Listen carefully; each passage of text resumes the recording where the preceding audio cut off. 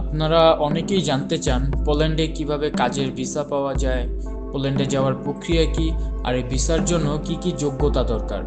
আজকের ভিডিওতে আমি আপনাদের এই সব প্রশ্নের উত্তর দেব, তাই ভিডিওটি শেষ পর্যন্ত দেখুন। এবং আপনারা যারা ইউরোপে কাজের সুযোগ খুঁজছেন তাদের জন্য এটি খুবই গুরুত্বপূর্ণ।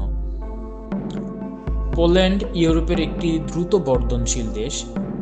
এখানে বিভিন্ন সেক্টরে প্রচুর কাজের সুযোগ রয়েছে, বিশেষ করে ফ্যাক্টরি, কৃষি, কনস্ট্রাকশন এবং হসপিটালিটি সেক্টরে প্রচুর কর্মী দরকার। পোল্যান্ডের কোম্পানিগুলো নিয়মিতভাবে আন্তর্জাতিক কর্মী নিয়োগ করে, যার মধ্যে বাংলাদেশের কর্মীদের চাহিদা উল্লেখযোগ্য।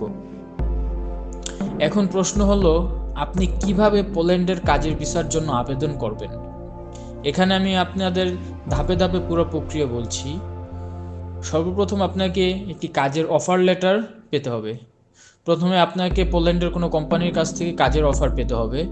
দ্বিতীয়ত আপনার ডকুমেন্টস, পাসপোর্ট, ছবি, police clearance certificate, medical report এবং শিক্ষাগত যোগ্যতার কাগজপত্র প্রয়োজন। তৃতীয়ত ভিসা আবেদন। কাজের চুক্তিপত্র পেলে, মানে ওয়ার্ক অর্ডার পেলে, আপনি পোল্যান্ডের দূতাবাসে ভিসার জন্য আবেদন করতে পারবেন। ভিসা ফি নেয় 600 থেকে 100 ইউরো পর্যন্ত। প্রসেসিং টাইম লাগে 2 থেকে 3 মাসের মতো। আপনি যখন ভিসা অ্যাপ্লাই করবেন, ওয়ার্ক অর্ডার সময় কিন্তু আলাদা। ওয়ার্ক অর্ডার পাওয়ার পরে ওয়ার্ক পারমিট পাওয়ার পরে 2 থেকে 3 মাস পরে আপনি যখন অ্যাপ্লাই করবেন ভিসার জন্য, তারপরে আপনার ভিসাটা হবে এই ইন্টারভিউ ফেস করার পরে।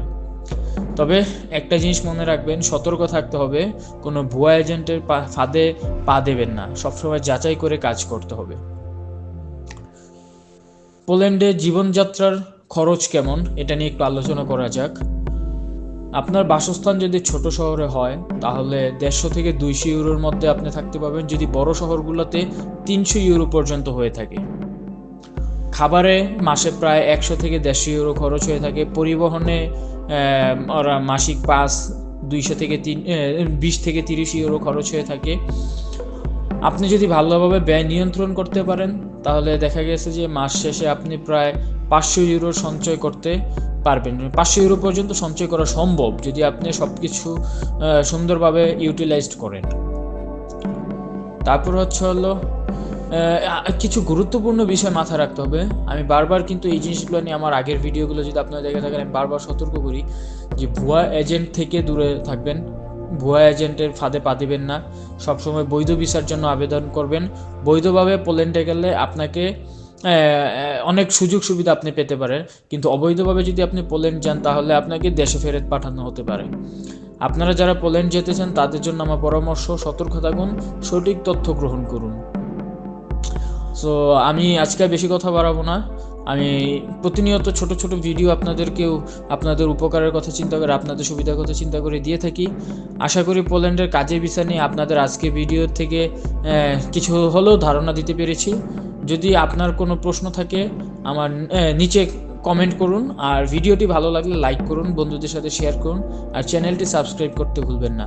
পরবর্তী ভিডিওতে আমি আলোচনা করব পোল্যান্ডে পিআর পাওয়ার উপায়, এবং সেখানে গিয়ে আপনি পিআর কিভাবে পাবেন, তারপর টিআরসি কার্ড কিভাবে আপনার পেতে হবে, এই সব জিনিসগুলো নিয়ে আমরা আলোচনা করব।